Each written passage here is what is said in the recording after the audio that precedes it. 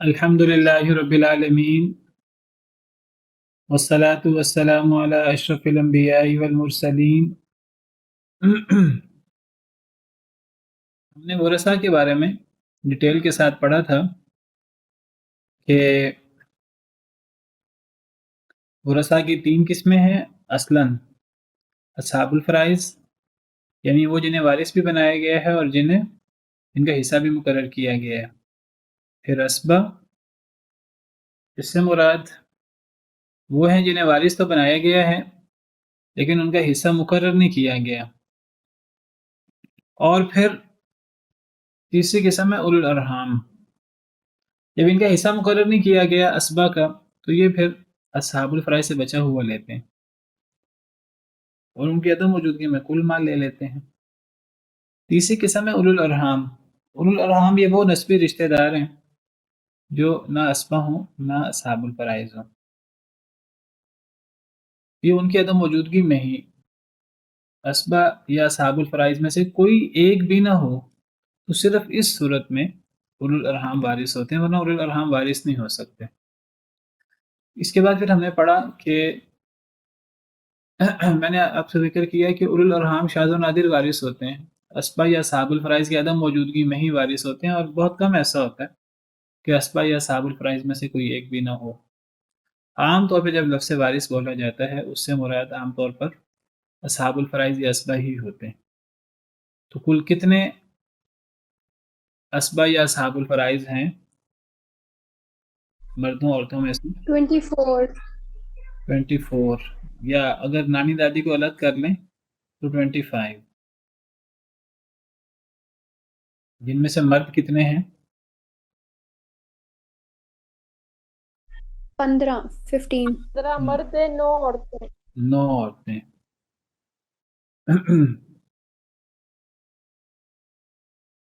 ہم نے 15 مرد اور ان کی تفصیل پڑھی، 9 عورتیں اور ان کی تفصیل ہم نے پڑھی، تو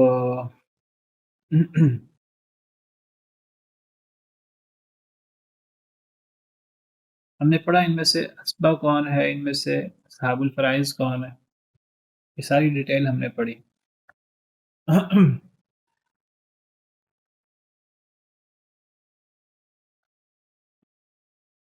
اب یہ جو ہم نے 15 مرد اور 9 عورتیں پڑھی، ان میں سے اصحاب الفرائض ہم نے شروع کرنا ہے آج اپنا چیپٹر۔ اصحاب الفرائض ان میں سے کتنے ہیں؟ تو ہم نے 24 ورثاء پڑھے، ان 24 ورثاء میں سے ہم نے پڑھا تھا کہ 12 لوگ اصحاب الفرائض ہیں، 12 لوگ ان میں سے اصحاب الفرائض ہیں۔ اصحاب الفرائض کہتے کنہیں ہیں؟ اصحاب الفرائض وہ ورثاء ہیں جن کے حصے کتاب و سنت میں مقرر کر دیے گئے ہیں، ان کے حصوں میں کمی بیشی نہیں ہو سکتی۔ اب یہ کل کتنے ہیں؟ یہ کل 12 ہیں، ان میں سے مردوں میں 4 ہیں، عورتوں میں سے 8 ہیں۔ مردوں میں سے 4 یعنی 2 وہ ہیں جو صرف اصحاب الفرائض ہیں، اخیافی بھائی اور شوہر، اور مردوں میں سے 2 وہ ہیں جو اصحاب الفرائض بھی ہوتے ہیں، اسبا بھی ہوتے ہیں، باپ اور جد صحیح۔ عورتوں میں سے بس موتقہ نکال دیں، باقی ساری عورتیں ہی یا تو صرف اصحاب الفرائض ہیں یا اصحاب الفرائض اور اسبا۔ جو صرف اصحاب الفرائض ہیں وہ ماں، جدہ صحیحہ، اخیافی بہن اور بیوی، اور جو اصحاب الفرائض ہونے کے ساتھ ساتھ اسبا بھی ہیں وہ بیٹی، پوتی، حقیقی اور اللاتی بہن۔ یہ ڈیٹیل ہم پچھلے ہم نے اپنے پچھلے 2 لیکچرز میں یہی ڈیٹیل پڑھی ہے۔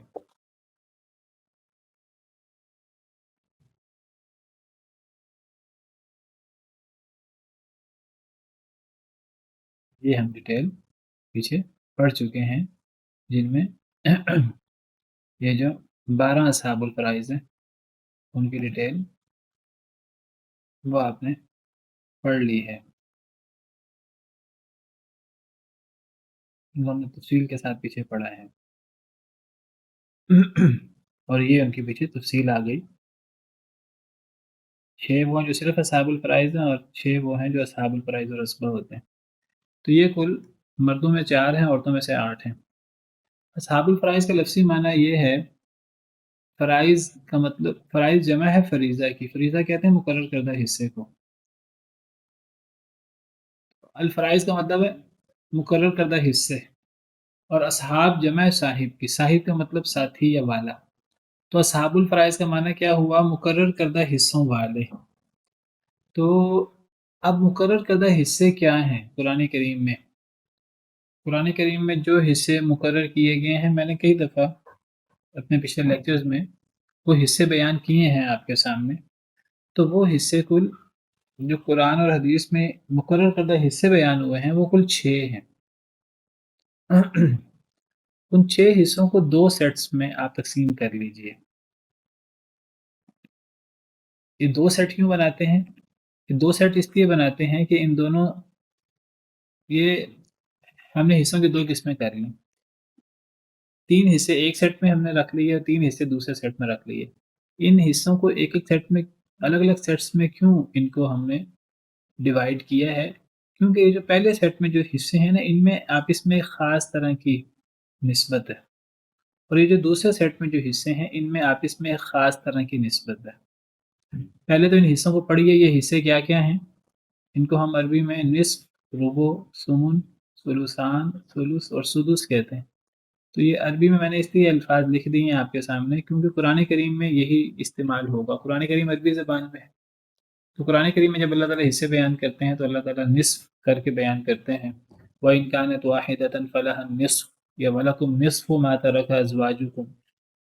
یہ قرآن کریم میں ربع ہے۔ سر جی اسکرین شیئر نہیں ہو رہی۔ مجھے بتانا تھا پہلے۔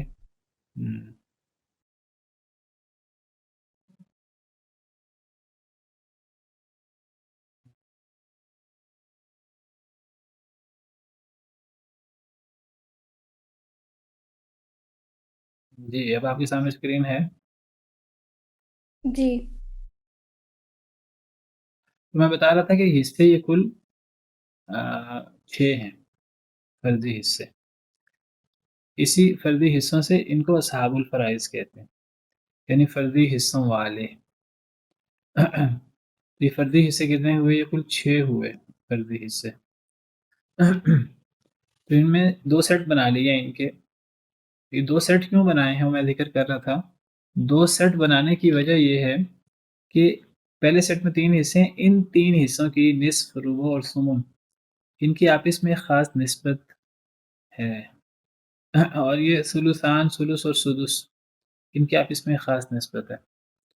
تو یہ آپ کو عربی میں بھی ان کے نام یاد ہونے چاہیے، قرآن میں یہ عربی میں استعمال ہوتے ہیں۔ جس علم کی جو اصطلاحات ہوتی ہیں، وہ علم جن کتابوں میں ہوتا ہے انہی کتابوں کی وہ اصطلاحات ہی استعمال ہوتی ہیں زیادہ، کیونکہ یہ ہمارے شرعی علوم کی بنیاد قرآن اور حدیث ہے، اور قرآن حدیث عربی زبان میں ہیں۔ قرآن و حدیث کی بنیادی تفسیریں، شروحات، فقہ کی کتابیں، وہ ساری عربی میں ہیں۔ ہماری اصطلاحات زیادہ تر عربی اصطلاحات وہ ہمیں معلوم ہونی چاہیے۔ ایک نصف ہے، ایک ربع ہے، ایک ثمن ہے۔ نصف کسے کہتے ہیں میں نے آگے اس کو لکھ بھی دیا ہے، 1/2، 1/2، ہاف کو کہتے ہیں آدھا۔ جی آدھا۔ اور ربع یہ 1/4 ہے، یعنی 4 حصے کریں کسی چیز کے تو 1 حصہ۔ نصف کا مطلب ہے کسی چیز کے 2 حصے کریں تو 1 حصہ۔ ربع ہے 4 حصے کریں کسی چیز کے تو 1 حصہ، یعنی 1/4، یعنی 25%، اس کو ربع کہتے ہیں۔ ثمن اس کا مطلب ہے 8 میں سے 1، اگر ایک چیز کے 8 حصے کریں تو 1 حصہ۔ اگر مثلا ہمارے پاس 8 ایپلز ہیں، 8 سیب ہیں، تو 1 سیب یہ 8واں حصہ ہوگا، اس کو 1/8 کہتے ہیں، 1/8۔ یہ تقریباً یہ 12.5% بنتا ہے۔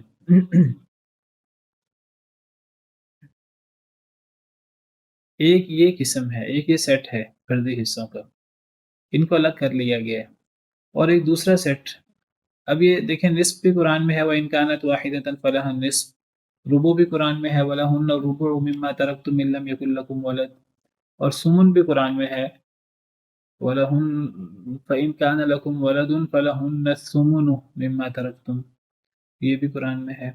اسی طرح سلوسان کہتے ہیں، یہ دوسرا سیٹ ہے. سلوسان یہ سلوس سے ہے. سلوس جس طرح یہ ربع اور سمون ہے، اسی طرح سلوس.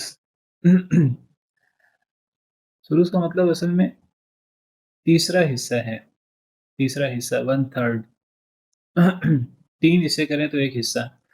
تو سلوسان اس کا تثنیہ ہے، یعنی 2 تیسرے حصے، جس کو ہم اردو میں 2/3 کہتے ہیں. سلوسان یعنی کسی چیز کے 2 حصے کریں تو اس میں سے ایک حصہ ہوگا تو سلوس ہوگا، 2 حصے ہوں گے تو 2/3 ہو جائے گا، یعنی 66%. 66 یا 67%. 3 ہے تو 3 میں سے سلوسان کتنا ہوگا؟ 2. 6 ہے تو 6 میں سے سلوسان 4 ہوگا.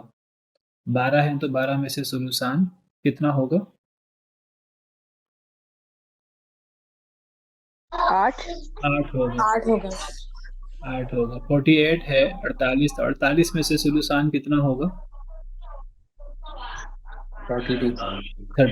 تو یعنی آپ ایک چیز کے 3 حصے کر 36 36 نہیں 32 ہوگا. 32. کیونکہ 48 کے جب 3 حصے کریں گے تو ایک حصہ 16 بنے گا نا، 2 حصے تو 16 2 حصے کریں گے تو 32 بنے گا. تو سلوسان کا مطلب ہے کہ 3 حصے کریں تو 2 حصے. یہ جو بٹا کے نیچے ہوتا ہے اس کو مخرج کہتے ہیں ہم عربی اصطلاح میں. یہ جو نیچے والا ہوتا ہے 1/2 میں مخرج 2 ہے، 1/4 میں مخرج 4 ہے، 1/8 میں مخرج 8 ہے، 2/3 میں مخرج 3 ہے، 1/3 سلس اس میں مخرج 3 ہے، اور سدس اس میں مخرج 6 ہے، 1/6 میں مخرج 6 ہے. تو یہ جو نیچے ہوتا ہے مخرج، تو یہ گویا کہ ایک چیز کے کل حصے کتنے کرنے ہیں یہ وہ ہوتا ہے. اور یہ جو اوپر ہوتا ہے تو یہ ہے کہ کتنے، اب اس میں سے کتنے حصے دینے ہیں. تو 1/2 کا مطلب ہے کہ ایک چیز کے 2 حصے کر لیں تو ایک حصہ، تو یہ ہاف ہوتا ہے. 1/4 کا مطلب ہے ایک چیز کے 4 حصے کریں تو ایک حصہ، تو یہ 25% یا چوتھائی ہے، 1/4. اور 1/8 کا مطلب ہے ایک چیز کے 8 حصے کریں تو ایک حصہ، تو یہ 12.5% بنتا ہے. سلوسان کا مطلب ہے ایک چیز 2/3، 2/3، یعنی اگر ایک چیز کے ہم 3 حصے کریں تو 2 حصے، تو یہ 66% 67% بنتا ہے. اور ایک ہے پھر سلس. سلس کسے کہتے ہیں؟ یہ اصل میں 1/3 حصہ ہے، اس کو 1/3 کہہ لیں آپ، تو یہ 33% جو ہے یہ بنتا ہے. تو سلس اس کو کہتے ہیں 1/3. تو ایک ہے سدس. سدس کا مطلب 1/6، چھٹا حصہ.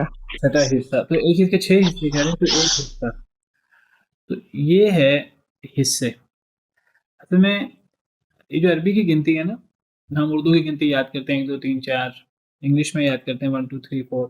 تو عربی میں گنتی 1 2 3 4 5 6 7 8 9 10 یہ گنتی آپ سب کو آتی ہوگی، آپ لوگ 7th سیمسٹر میں ہیں. ایک تو یہ گنتی ہے 1 2 3، لیکن جی آتی ہے. جی لیکن یہ جو ہم پڑھ رہے ہیں ربع سمن سلوسان سلوس، یہ گنتی نہیں ہے، یہ یعنی حصے ہیں. عربی میں 4 کو کہتے ہیں اربعہ، ربع نہیں کہتے 4 کو.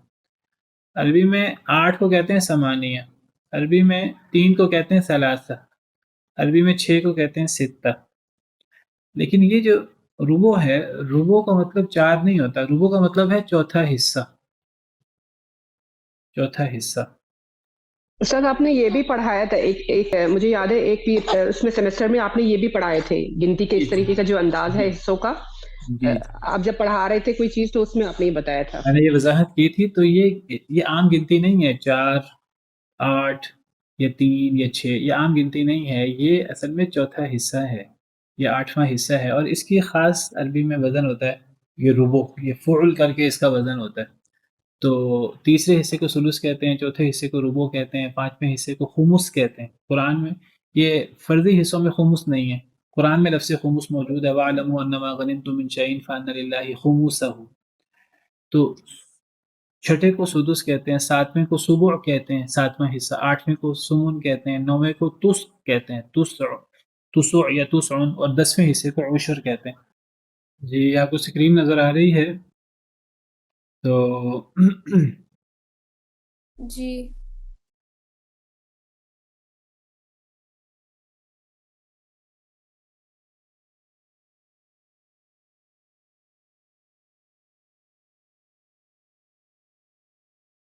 دیکھیے اس میں گنتی ہوتی ہے عربی میں، جس کو ہم کہتے ہیں واحد، اثنان، ثلاثہ، اربعہ، خمسہ، ستہ، سبعہ، ثمانیہ،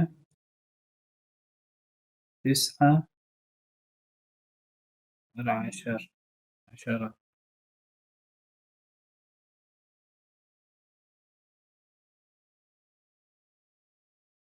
یہ عام گنتی ہے، جس طرح ہم اردو میں 1 2 3 4 5 6 7 8 9 10 کہتے ہیں، یا انگلش میں ہم 1 2 3 4 5 6 7 8 9 10 کہتے ہیں. اچھا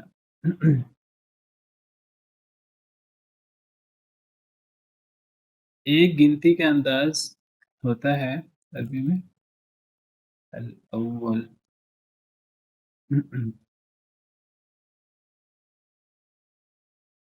الاول، الثاني، الثالث، الرابع، الخامس، السادس، السابع، الثامن، التاسع، العاشر. اس کو ہم کیا کہتے ہیں اور اس کا ہم کیسے معنی کرتے ہیں؟ سر یہ پہلا دوسرا ہوگا، یہ جو دوسری لائن کا جو ابھی آپ نے بتایا، وہ اس کا ہے 1 2 اور اس کا پہلا دوسرا تیسرا. پہلا دوسرا یہ تیسرا، بالکل ٹھیک. پہلی والی لائن جو ہے یہ وہ گنتی ہے، اور دوسری والی جو ہے یہ پوزیشن ہے. جی یہ ترتیبی اعداد آپ ان کو کہہ لیں، جس طرح ہم اردو میں کہتے ہیں جی پہلا دوسرا تیسرا. یہ 1 2 3 4 ہے.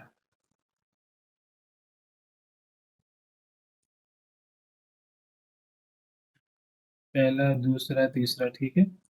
تو اس کو ہم انگلش میں first, second, third, fourth, fifth, six وغیرہ کہیں گے، 7 8 9 10. اچھا اب ایک انداز ہے، اس کو ہم کہتے ہیں کہ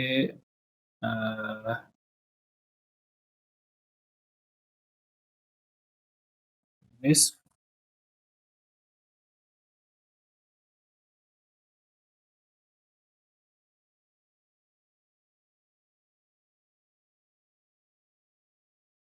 نصف، ثلث، ربع، خمس، سدس، سبع، سبع، ثمن اور تسع ثمانية، تسع، اور عشر. عشر. ٹھیک ہے. یہ سب پہ نا بس نصف کو چھوڑ دیجئے، باقی سب پہ نا پیش ہے، پہلے لفظ پہ، دوسرے لفظ پہ.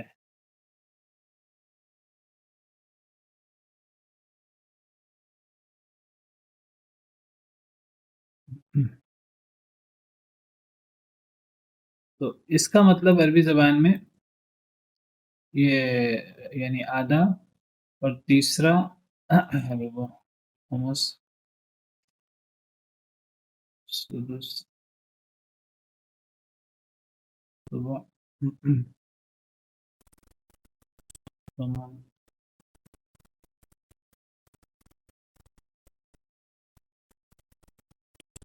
تسع، عشر.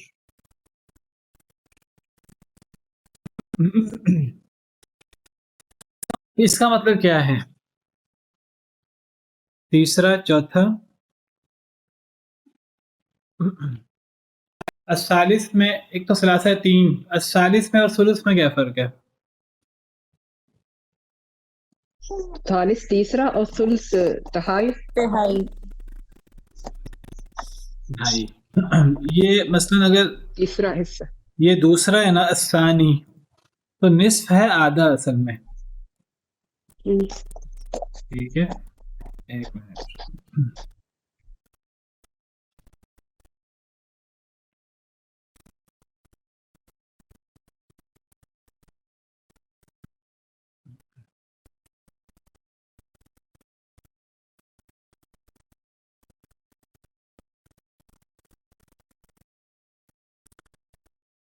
جی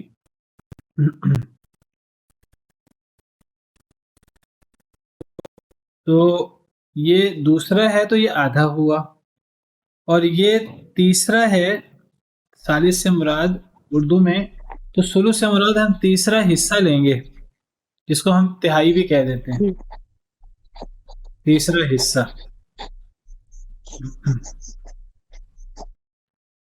ٹھیک ہے، تو رابع سے مراد چوتھا ہے، چوتھے نمبر کا، لیکن ربع سے مراد چوتھا حصہ چوتھا یا حصہ، چوتھائی. چوتھائی.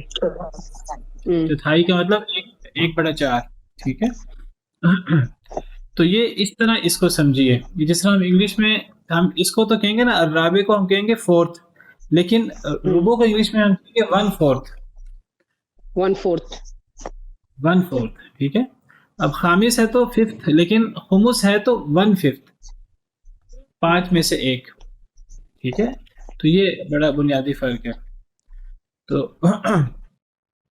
5 کو ہم یہ 5 پانچویں، یہ الخامس تیسرا چوتھا پانچواں، اور خمس کو کہیں گے پانچواں حصہ. اس کا کوئی پانچواں حصہ علیحدہ سا نام نہیں ہے جیسے کہ چوتھائی تہائی وغیرہ؟ اس کو اردو میں اس کا ہمارے ہاں نہیں ہے نام. اردو مختصر زبان ہے، عربی زبان تفصیلی ہے، اس میں ہر چیز موجود ہے. اردو میں اب دیکھیے، عربی میں تو اس کے علاوہ بھی ہے گنتی.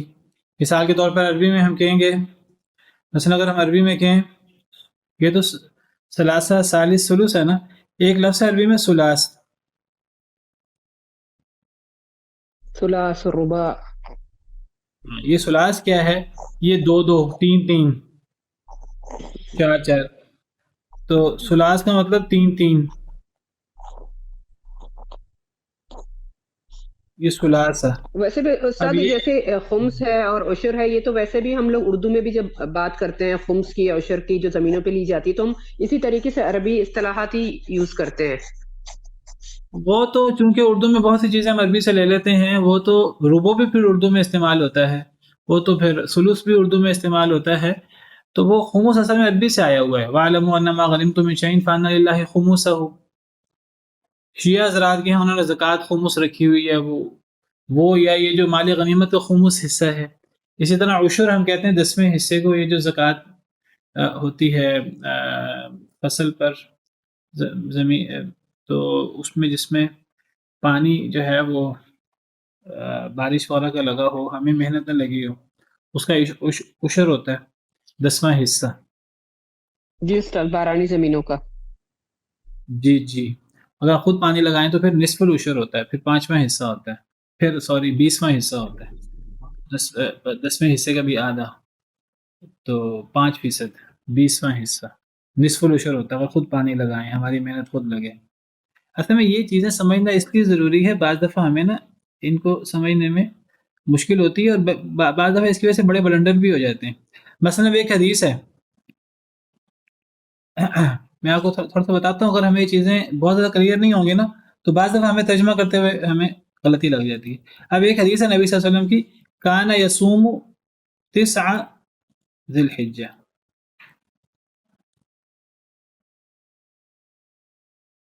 کیا مطلب اس کا ہونا چاہیے؟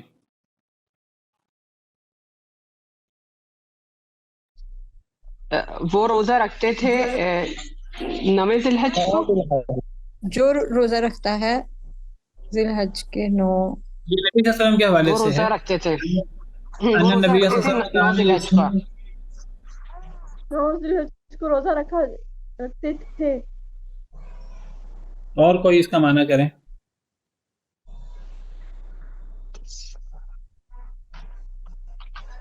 یہ ترجمہ صحیح نہیں ہے، یہی مغالطہ پڑتا ہے نا. 9 روزے صحیح رکھتے ترجمہ تھے. کیا صلی اللہ علیہ وسلم 9 ذی الحج کا روزہ رکھتے تھے، یا وہ 9 ذی الحج کے روزے رکھتے تھے، یعنی 1 سے لے کر 9 دن تک. یہ 9 التاسع اور تسع کا سامنے رکھ کر آپ ترجمہ کریں. یہ چیز اس لیے ضروری ہے نا ان کو سیکھنا. اگر ہم نہیں سیکھیں گے تو پھر ترجمے میں غلطی کریں گے نا. اب لوگ غلطی کرتے ہیں، اور اس کے آپ دیکھیں اس کے اثرات کیا ہوتے ہیں. یہ 9 سے ہی آیا ہوا ہے نا، عدد معدود میں وہ آ گیا نا فرق، یہ مذکر 9 سے مؤنث آیا کا. ہے، یہ 9 ہے کہ التاسع ہے کہ تسع ہے. कान यसूम तासिअ ज़िलहिज्जा है या कान यसूम तिस्अ ज़िलहिज्जा है या कान यसूम तुस्अ ज़िलहिज्जा है? ये क्या है? ये पहला है ना? वाला है तिस्आ। तो अब बताइए, जी। तो अब हमारा वाज़ेह होना चाहिए, क्या मतलब हुआ? 9 ज़िलहज को रोजा रखते थे। 9 ज़िलहज। 9 ज़िलहज नहीं, अगर 9 ज़िलहज माना करेंगे तो फिर तासे ज़िलहिज्जा होना चाहिए ना। यानी आप माना कर रही हैं कि कान यसूम तासिअ ज़िलहिज्जा, कि आप ज़िलहिज्जा के 9वें दिन का रोजा रखते थे। जो आप तर्जमा कर रहे हैं ना, वो तर्जमा किसका होना चाहिए? मेरी बात पे जरा गौर करें। वो तर्जमा होना चाहिए जो आप तर्जमा कर रही हैं, उसके लिए अरबी लफ्ज़ क्या होना चाहिए? उसके लिए अरबी लफ्ज़ होना चाहिए, अगर आप 9 से मुराद तरतीबी अदद ले रहे हैं, ये जो आदाद है ना, ये तरतीबी अदद हैं। अस्सानी, अस्सालिस, अर्राबि, अलखामिस, अस्सादिस, अस्साबि, अस्सामिन, अत्तासिअ। तासे का मतलब होगा नवीं ज़िलहिज्जा, ज़िलहिज्जा की 9वीं तारीख। अगर ये तर्जुमा करना है हमने, फिर तिस्अ ज़िलहिज्जा ठीक नहीं है, फिर इसके लिए लफ्ज़ होना चाहिए तासिअ ज़िलहिज्जा। आप क्या कहना चाह रहे हैं? जी शेख, ये इसका मतलब ये बनेगा ना कि 9 दिन ज़िलहज्जा के रोजा रखते थे। देखिए, दोनों बातों में ज़मीन और आसमान का फर्क है। कान यसूम तिस्अ, देखें, अगर मैं कहूं कि चले मैं इसको कहता हूं, कान यसूम, मैं एक आम जुमला बोलता हूं, कान यसूम अर्बअ ज़िलहिज्जा। एक मैं ये लफ्ज़ बोलता हूं और एक मैं लफ्ज़ बोलता हूं, यहाँ मैं लफ्ज़ अर्बअ बोल देता हूं, अर्बअ, या मैं कहता हूं कान ज़िलहिज्जा। दोनों में क्या फ़र्क होगा? सर पहला होगा कि 4 ज़िलहज का रोजा रखते थे और दूसरा होगा चौथे ज़िलहज का रोजा रखते थे। नहीं, पहला होगा कि शुरू के चार मतलब होगा ज़िलहिज्जा के 4 दिन। अरबा ज़िलहिज्जा मतलब ये होगा कि ज़िलहिज्जा के 4 दिन। अरबा का तो 4 है ना, चौथा नहीं है। अगर हम कहते हैं ना, हम जो गलती करते हैं, हम तिस्अ का माना 9वां क्यों करते हैं? 9वां के लिए तो तासे होना चाहिए ना, 9वां। जी। तो तासे का मतलब है 9वीं ज़िलहिज्जा और तिस्अ का मतलब है 9 ज़िलहिज्जा। 9 ज़िलहिज्जा से मुराद ज़िलहिज्जा की 9 तारीख नहीं है, 9 ज़िलहिज्जा से मुराद ज़िलहिज्जा के 9 दिन है। तो नबी सल्लल्लाहु अलैहि वसल्लम ज़िलहिज्जा के 9 दिन का रोजा रखते थे, यानी 1 ज़िलहिज्जा से 9 ज़िलहिज्जा तक ईद का रोजा नहीं रखते थे। ठीक है, ये मुगालता लगा बाज़ लोगों को, उन्होंने इससे 9 ज़िलहिज्जा अरफा का दिन मुराद ले लिया। भाई अरफा की तो अलग हदीस है और उसकी अलग फजीलत है, लेकिन ज़िलहिज्जा के 9 दिन का रोजा रखने की अलग फजीलत है। क्लियर हुआ? आपके सामने से हम दूर निकल गए हैं, लेकिन ये जो है ना, तो ये चीज़ें हमारे ज़हन में होनी चाहिए। तो बहरहाल तो अब हम जाते हैं दोबारा फर्जी हिस्सों की तरफ। तो फर्जी हिस्से क्या हुए?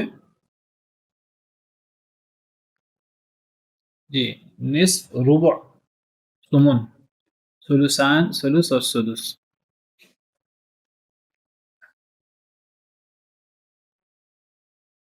ठीक है, अब ये पहला सेट जो है ना, इसके जो हिस्से हैं 3, इन 3 हिस्सों का आपस में बड़ा गहरा ताल्लुक है। क्या गहरा ताल्लुक है? कि इसमें से हर पहला हिस्सा दूसरे हिस्से का डबल है, या हर दूसरा हिस्सा पिछले हिस्से का आधा है। ऐसे ही है कि नहीं? निस्फ डबल है रुबो का और रुबो सुमन का, या इसको दूसरा अंदाज में ले लीजिए, रुबो निस्फ है, आधा है निस्फ का, और सुमन आधा है रुबो का। देखिए मिसाल के तौर पर, अगर हमारे पास 100 है, 100, तो 100 का निस्फ क्या होगा? 50। 100 का रुबो क्या होगा? 25।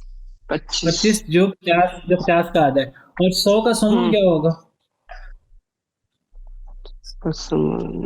12.5। 12.5 जो 25 का आधा है, जो 25 का आधा है। ठीक है, इस यानी तो इससे पता लगा, आप कोई भी ले लें, 600 ले लें, 600 का निस्फ क्या होगा? 300। 600 का रुबो क्या होगा? 300 का आधा कर लें, 150। और 600 का सुमन क्या होगा? 150 का आधा कर लें, 75। 75 75 ठीक है, ऊपर से नीचे आएंगे तो आधा होता जाएगा, नीचे से ऊपर जाएंगे तो डबल होता जाएगा। अब ठीक है, मेरे पास 600 है, तो 600 का सुमन 75 75 होगा, और उसका रुबो होगा 150, उसका रुबो होगा, उसका 600 का निस्फ होगा 300। ये ऊपर जाएंगे डबल होता जाएगा, नीचे आएंगे तो आधा होता जाएगा। और यही चीज इन आदाद में भी है, इन हिस्सों में भी है। सुलुसान, सुलुस और सुदुस। सुलुसान का आधा है सुलुस, और सुलुस का आधा है सुदुस। या इसको नीचे से ऊपर जाएं तो सुदुस का डबल है सुलुस, और सुलुस का डबल है सुलुसान। ठीक है, मसलन 600 है, तो 600 का सुलुसान कितना होगा? 2/3। 400 400, तो 600 का 1/3 कितना होगा? 400 का आधा कर लें। 200 200 200 तो और 600 का सुदुस कितना होगा? 100। 100 ठीक है, इसी तरह अब 600 का सुदुस ले लें तो 100, 600 का सुलुस ले लें तो 200, और सुलुसान ले लें तो 400। तो ये असल में इनको दो सेट्स में ये दिया गया है कि इनके दोनों सेट्स में खास किस्म की तरतीब है असल में। जी यानी शेख जिस तरह है 2/3, ठीक है, हमारे पास टोटल जो अमाउंट है फॉर एग्जाम्पल 600 है, तो इसमें हम ये हाँ। करेंगे कि 2 को 600 के साथ मल्टीप्लाई कर देंगे और डिवाइड कर देंगे 3 पर। हाँ ठीक है, ये भी ठीक है। आप इस यानी तरह कि कर लें, या पहले आप जितने हमारे जी जी जो आप कह रहे हैं जितने वो हमारे कर लें। जी जी यानी पहला सेट और दूसरा सेट में हमें यही फार्मूला इंप्लीमेंट करना होगा कि ऊपर वाली वैल्यू को मल्टीप्लाई करेंगे और नीचे वाली से डिवाइड कर देंगे। जो आंसर आएगा उसको नीचे वाली से डिवाइड कर देंगे, हमारे पास हिस्सा निकल आएगा। बिल्कुल ऐसा ही है। मैंने असल में यही बताया आपको, मैंने कहा कि जो नीचे वाली वैल्यू है ना मखरज, उससे डिवाइड करते हैं, और ऊपर वाली वैल्यू 1 हो तो उससे हम मल्टीप्लाई करेंगे, वही जवाब आ जाएगा। अगर वो 2 होगी तो फिर 2 से मल्टीप्लाई कर देंगे। आप पहले मल्टीप्लाई कर दें बाद में डिवाइड कर दें, या पहले डिवाइड कर दें बाद में मल्टीप्लाई कर दें। तो मैं आपको ये बता रहा था कि आप मखरज से डिवाइड करें। एक मसलन मैंने कहा था सुलुसान है 2/3 है, तो 3 से डिवाइड कर दें। पहले 600 है, 600 को 3 पे डिवाइड करें, 200 आ गया। अब ऊपर 2 है तो 200 को 2 से मल्टीप्लाई कर दें, 400 हो जाएगा।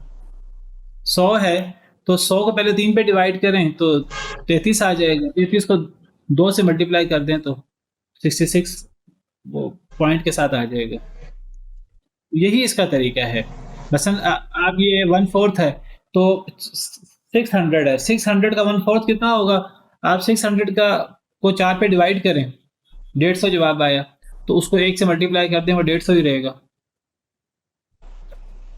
तो ये जो नीचे वाली वैल्यू है इसे डिवाइड करते हैं, ऊपर वाली वैल्यू से मल्टीप्लाई करते हैं। ये वही वो जो मैथ में हम पढ़ते हैं, ये वो पहली दूसरी क्लास में ये वही चीज़ें हैं। ये काफ़ी इस्तेमाल होंगी हमारी इंशाअल्लाह।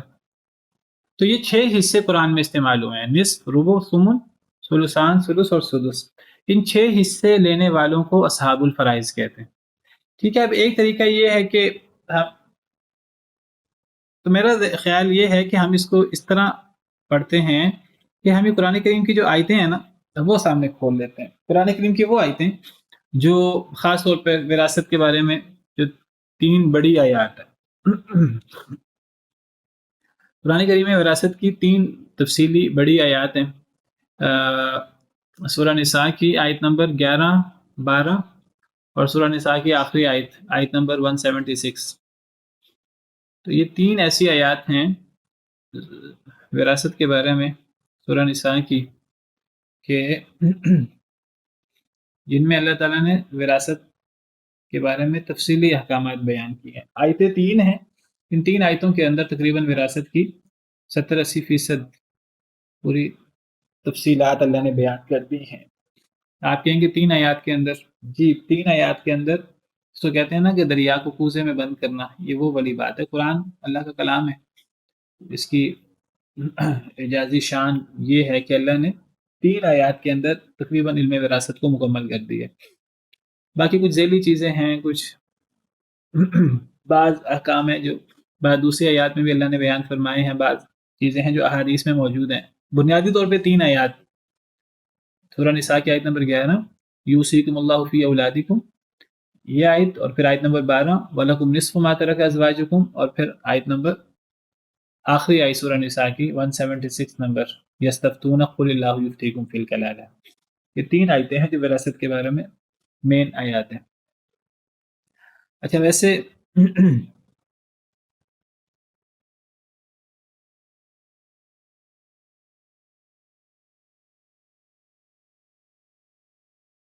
جی ویسے آیت نمبر 7 سے ہی، سورہ نساء کی آیت نمبر 7، وہیں سے ہی کچھ وراثت کی تمہید شروع ہو گئی ہے. اللہ تعالیٰ فرماتے ہیں لِلرِّجَالِ نَصِیبٌ مِّمَّا تَرَكَ الْوَالِدَانِ وَالْأَقْرَبُونَ. یہاں سے سورہ نساء کے شروع میں اللہ تعالیٰ نے کچھ نکاح کے حکام،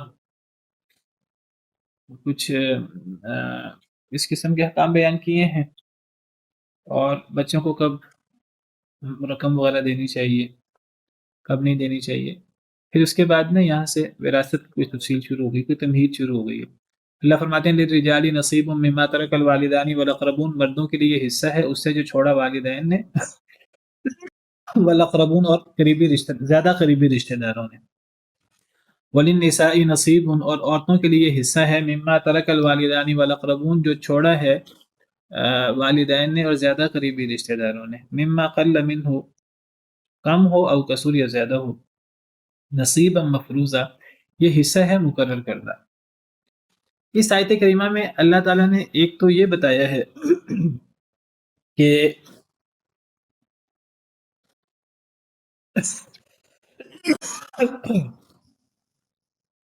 کوئی شخص فوت ہوگا تو اس کے ورثاء میں مرد بھی وارث ہوں گے، عورتیں بھی وارث ہوں گی. یہ نہیں ہوگا صرف مردوں کو وارث کریں، عورتوں کو وارث نہ کریں. مردوں کو بھی حصہ ملے گا، عورتوں کو بھی حصہ ملے گا.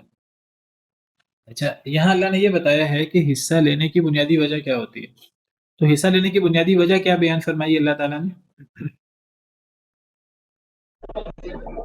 والد اور قریبی. والد اور قریبی جو پیچھے چھوٹا. اچھا یہ جو ہے مما ترک الوالدان والاقربون، اب آپ نے تو وارث مورث پڑھ لیا ہے، یہ وارثوں کی بات ہو رہی ہے کہ مورثین کی بات ہو رہی ہے؟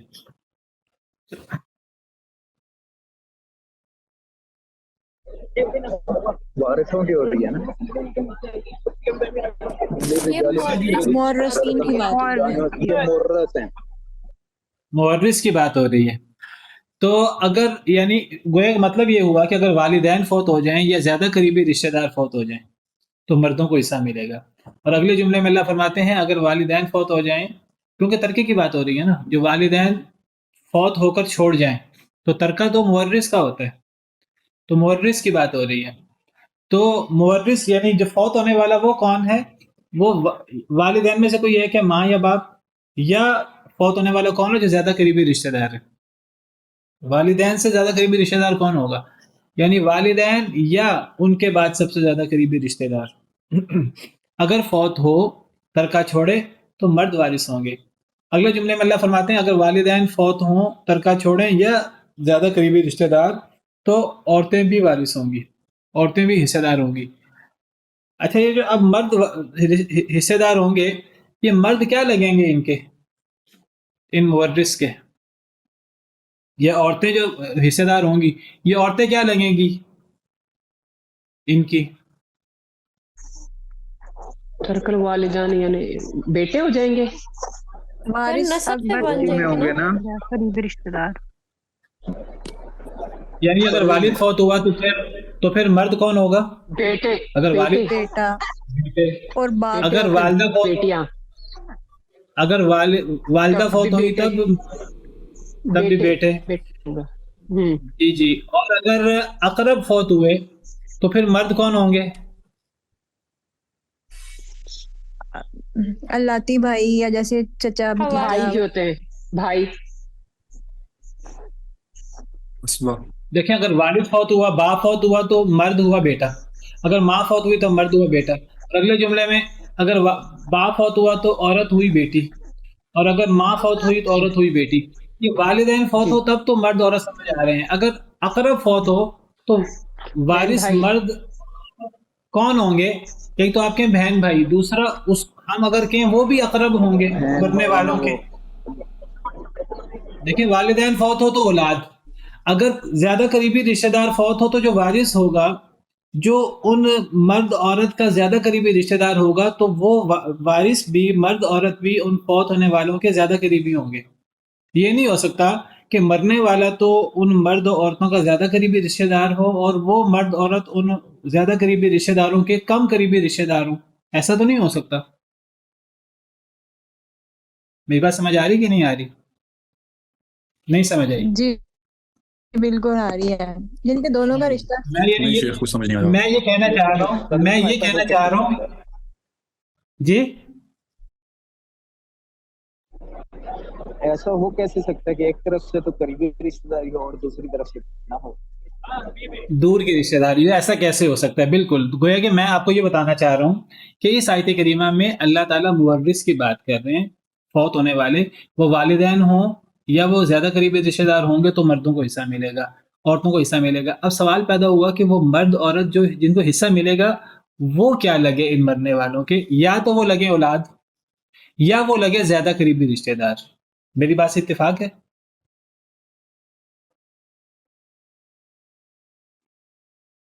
جی ہاں تو گویا کہ اس سے یہ ثابت ہوا کہ ورثہ کون ہوتے ہیں؟ ورثہ یا اولاد ہوتی ہے یا ورثہ زیادہ قریبی رشتہ دار ہوتے ہیں. گویا کہ اور اولاد بھی زیادہ قریبی رشتہ دار ہے. تو گویا کہ ایک جملے میں اگر میں کہوں کہ ورثہ کون ہوتے ہیں اس آیت کریمہ کی روشنی میں، وہ کون ہوتے ہیں؟ الاقرب ہوتے ہیں، اقربون ہوتے ہیں ورثہ. یہ بات ثابت ہوئی اس آیت سے، چاہے وہ مرد ہوں چاہے وہ عورتیں ہوں. جی شیخ. کیونکہ اولاد بھی اقرب ہے نا. اولاد سے زیادہ قریبی رشتہ کیا ہوگا؟ بیٹا یا بیٹی، وہ بھی اقرب ہے.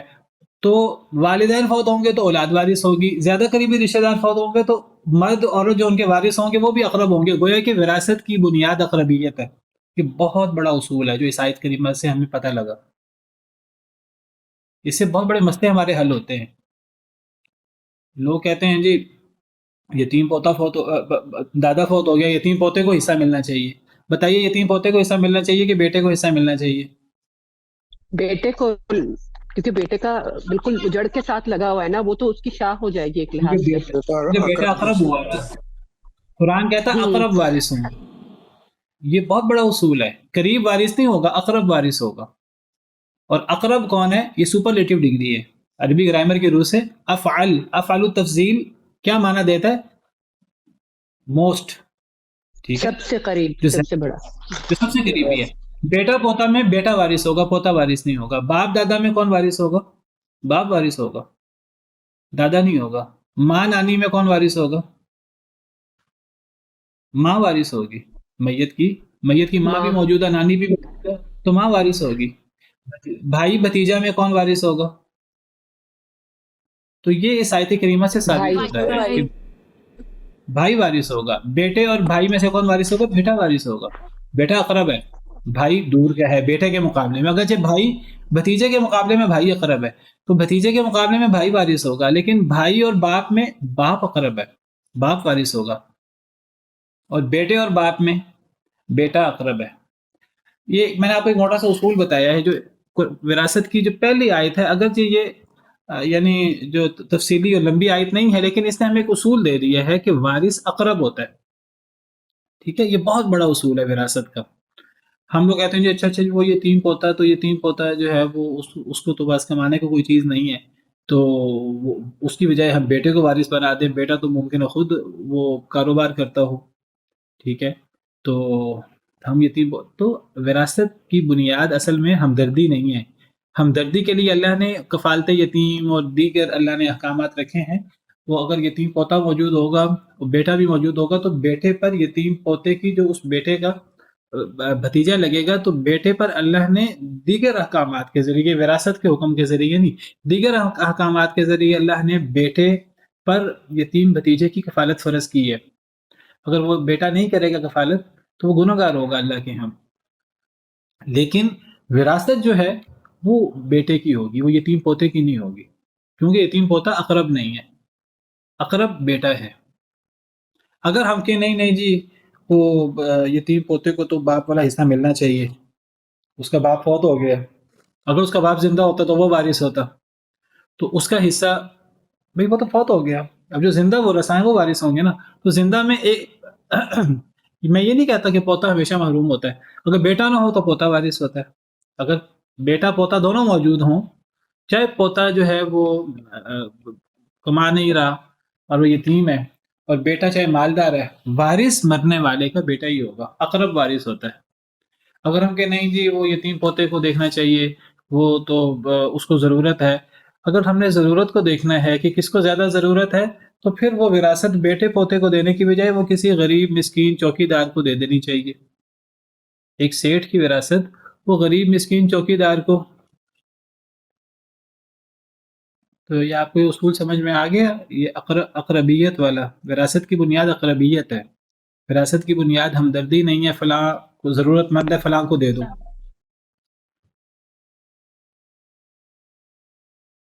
اگر ہم اقربیت کو نہ دیکھیں، اگر ہم دیکھیں ضرورت کس کی زیادہ ہے، تو پھر ایک سیٹھ کی وراثت اس کے ڈرائیور کو ملنی چاہیے، اس کے خانساموں کو ملنی چاہیے، اس کے گھر میں کام کرنے والی ماسی کو ملنی چاہیے، پھر اس کی وراثت اس کے کروڑ پتی ارب پتی بیٹے کو نہیں ملنی چاہیے. سمجھ آ رہی ہے کہ نہیں آ رہی؟ لیکن وراثت بیٹے کی ہوتی ہے اور وراثت اولاد کی ہوتی ہے، وہ غریب ملازم کی نہیں ہوتی، کیونکہ ملازم اس کا رشتہ دار نہیں ہے. ہاں وہ اس کے لیے وصیت کرے گا تو پھر وصیت اس کو مل جائے گی، اس کے لیے وصیت کرنی ہے. تو وراثت اگر وصیت نہیں کرے گا تو وراثت تو رشتہ دار کی ہوگی اور اقرب کی ہوگی. تو مردوں کے لیے یہ حصہ ہے جو والدین چھوڑیں یا قریبی رشتہ دار چھوڑیں، اور عورتوں کے لیے یہ حصہ ہے جو والدین چھوڑیں یا زیادہ قریبی رشتہ دار چھوڑیں. یہ عورتیں بھی ان زیادہ قریبی رشتہ داروں کی زیادہ قریبی رشتہ دار ہوں گی. تو جس طرح مرد وارث ہیں اپنے والدین کے اور زیادہ قریبی رشتہ داروں کی، اس طرح عورتیں بھی وارث ہیں. وارث ہونے کے لیے ہم یہ کہیں عورتیں وارث نہیں ہیں مرد وارث ہیں، نہیں، عورتیں بھی وارث ہیں، مرد بھی وارث ہیں. عرب لوگ جاہلیت میں صرف مردوں کو وارث بناتے تھے، عورتوں کو وارث نہیں بناتے تھے. اللہ نے عورتوں کو بھی وارث بنایا ہے. اب کیسے وارث بنایا ہے وہ تفصیلات اللہ نے الگ مقرر کی ہیں. مما قل منہ او کثر، وہ تھوڑا ہو یا زیادہ ہو، یعنی ترکہ تھوڑا ہو یا زیادہ ہو، اس سے فرق نہیں پڑتا. ترکہ تھوڑا ہوگا تو وہ حصہ بھی تھوڑا مل جائے گا مردوں کو، اگر ترکہ زیادہ ہوگا تو حصہ بھی زیادہ مل جائے گا عورتوں کو. اسی طرح تو تھوڑا ہو یا زیادہ ہو اس سے فرق نہیں پڑتا. یہ نہیں کہنا چاہیے کیونکہ میرے پاس تو باپ فوت ہو گیا، باپ کی کوئی چیز بیٹے کے پاس یا بیٹی کے پاس موجود ہے.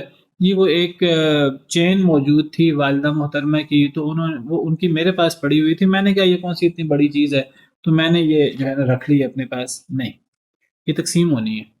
اور میں نے آپ کو اس کے لیے مثال پیش کی تھی، شاید آپ کی کلاس میں بات کی تھی، کہ وہ جو ایک شخص نے چادر لے لی تھی مال غنیمت کی تقسیم سے پہلے، تو تھوڑا ہو یا زیادہ وہ تقسیم ہونا ہے، وہ ورثاء کے علم میں آنا ہے. باقی ورثاء کے علم میں آ جائے، ورثاء کے ٹھیک ہے جی یہ آپ کے پاس آپ ہی رکھ لیں، وہ ایک الگ چیز ہے. ورنہ ہر چیز جو ہے وہ وراثت میں آنی ہے، تقسیم میں آنی ہے، تھوڑی ہو یا زیادہ ہو اس سے فرق نہیں پڑتا. نصیب مفروضہ حصہ ہے مقرر کیا ہوا. وَإِذَا حَضَرَ الْقِسْمَةَ، اور جب حاضر ہو جائیں تقسیم کے وقت، اولو القربى زیادہ قریبی لوگ، والیتامى اور یتیم، والمساکین والمسکین، فارزقوہم منہ، تو رزق دو انہیں اس سے. وقولوا لهم قولا معروفا، اور کہو ان کے لیے معروف بات. اگر وراثت بٹ رہی ہے کسی جگہ، خاندان میں لوگ اکٹھے ہیں، وراثت تقسیم ہو رہی ہے، ایک مالدار شخص فوت ہوا، اس کی وراثت تقسیم ہو رہی ہے، اللہ کی طرف سے وراثت کے وقت ایسے قریبی رشتہ دار ہیں جو وارث نہیں بن رہے اس کے، لیکن وہ وراثت کی تقسیم کے وقت موجود ہیں، تو پھر اللہ کیا کہتے ہیں؟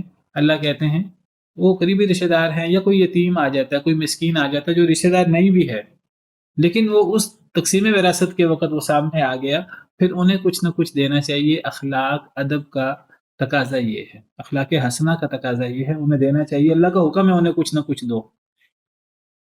اور ساتھ ہی کہا وقولوا لهم قولا معروفا، اور کہو ان کے لیے اچھی بات. عام طور پہ کیا ہوتا ہے جب کوئی چیز بٹ رہی ہو اور اس میں کوئی ایسا شخص آ جائے جو رشتہ دار ہے یا یتیم ہے یا مسکین ہے، وہ اگر رشتہ دار نہیں ہے تو دوسرے لوگوں کو غصہ آتا ہے یہ کیوں بیٹھا ہوا ہے. یا کسی ضرورت سے اسے بٹھایا ہوتا ہے کسی وجہ سے، کسی کام سے، کسی تقسیم کی وجہ سے، تو پھر دل میں پیچتاب کھا رہے ہوتے ہیں کہ جی اب اس کو کچھ دینا پڑے گا.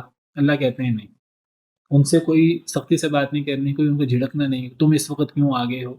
اگر ان کو نہیں دینا تو وہی بات ہے، قول معروف و مغفرۃ خیر من صدقۃ یتبعها اذی، اچھی بات کہہ دینا اور معاف کرنے کا کہہ دینا کہ جی معاف کر دیں، یہ زیادہ بہتر ہے.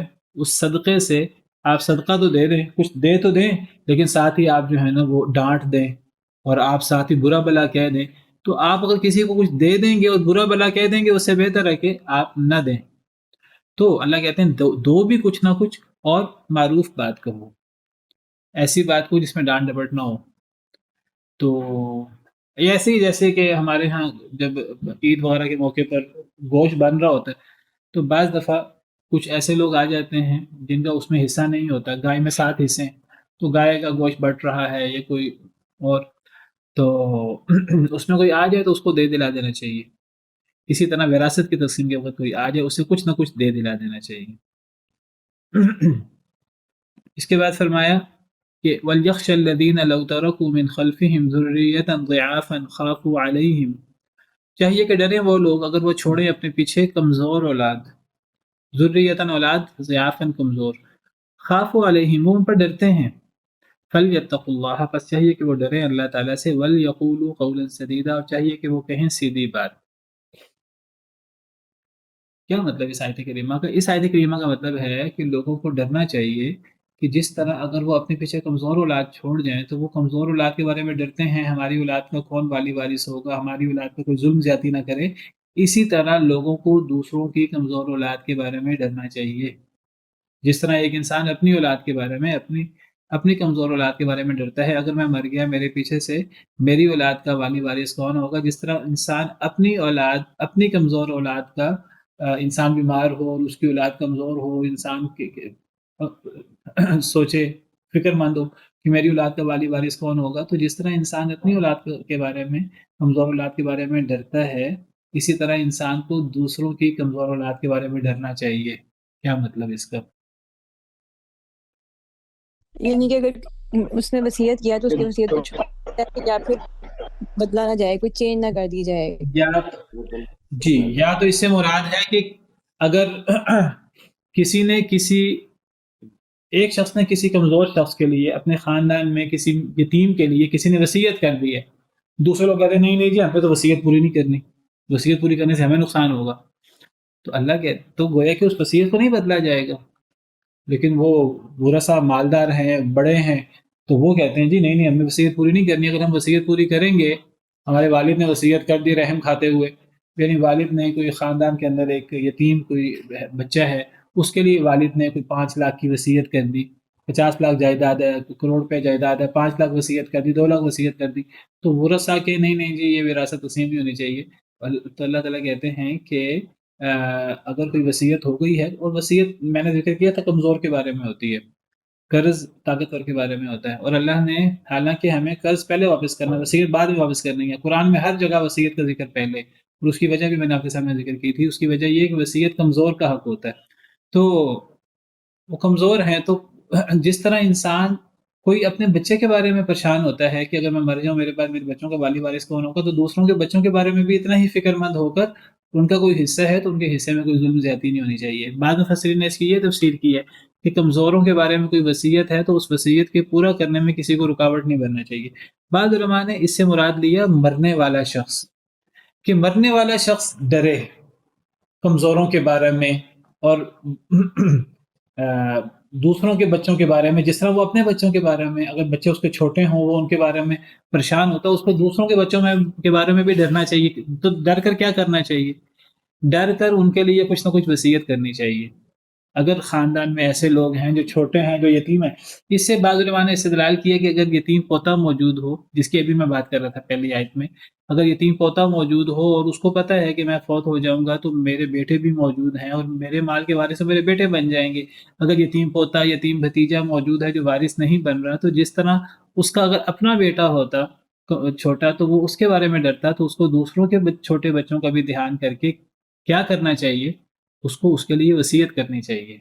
بعض علماء نے ایسی وصیت کو ضروری قرار دیا ہے.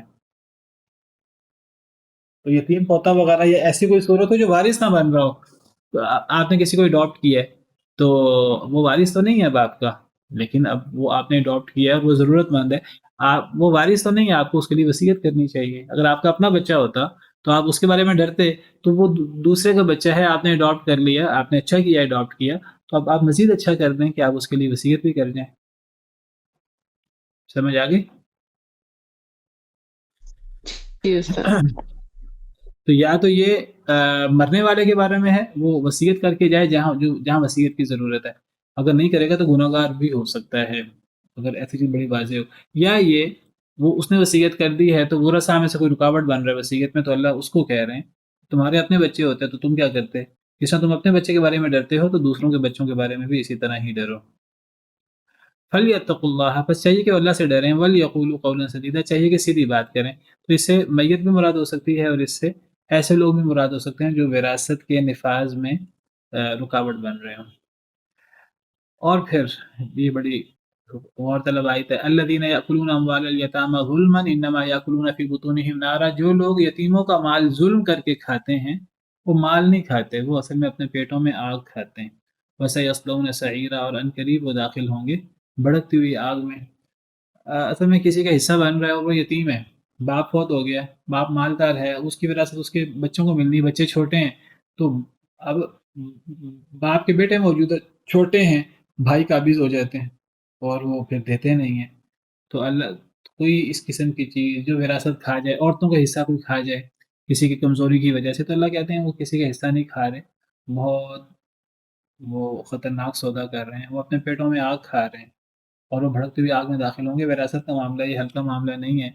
حدیث مبارکہ میں آتا ہے کہ اگر ایک بندہ دوسرے کی زمین وراثت وغیرہ کے اندر کسی کا حصہ وہ اگر وہ کھا لے، بالشت برابر کسی کا حصہ مار لے، تو قیامت کے دن ساتوں زمینیں، صحیح بخاری کے حدیث ہے، اس کے گلے میں توپ بنا کے ڈال دی جائیں گی.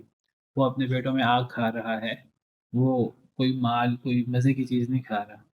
اسی پر بس کرتے ہیں ہم انشاءاللہ. کل جو وراثت کی اصل آیات ہیں ان کو انشاءاللہ پڑھیں گے.